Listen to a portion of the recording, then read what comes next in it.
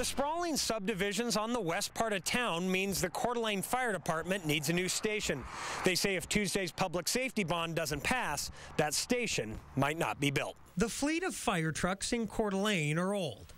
Well, not this old, but Fire Chief Kenny Gabriel says it's time to replace them. With a record number of calls last year at about 8,000, these three pieces of equipment get used very hard. The city of Coeur d'Alene is asking voters for $6 million over the next 10 years. Most of that money would go to the fire department. It's going to really buy everything with tires, is the best way to say it. All of our capital needs for the next 10 years. Highlights would include a new ladder truck and 3 engines. People say, you know, I got 160,000 miles on my car. How come you're replacing yours that has 120,000?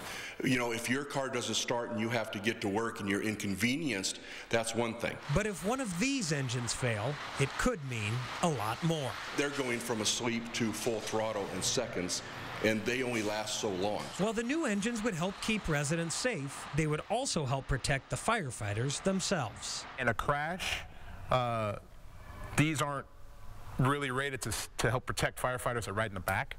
So because they're not as safe, we want to replace this with a full cab design. The bond is $1 million less than the 10-year bond that's expiring.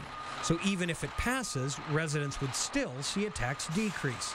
It's all part of a strategic plan that includes construction of a new station in West Coeur d'Alene.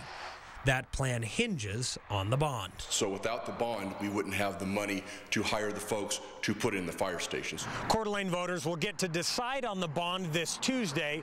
In order for it to pass, it has to be a 2/3 majority. Reporting in Coeur d'Alene, Alex LeFriec, KXLY4 News.